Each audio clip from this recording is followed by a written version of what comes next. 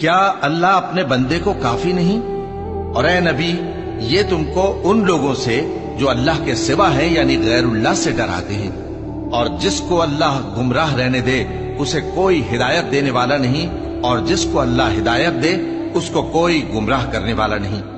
کیا اللہ عزت والا بدلہ لینے والا نہیں ہے؟ اور اگر تم ان سے پوچھو کہ آسمانوں اور زمین کو کس نے پیدا کیا تو کہہ دیں گے کہ اللہ نے۔ کہو کہ بھلا دیکھو تو جن کو تم اللہ کے سوا پکارتے ہو، اگر اللہ مجھ کو کوئی تکلیف پہنچانی چاہے تو کیا وہ اس تکلیف کو دور کر سکتے ہیں؟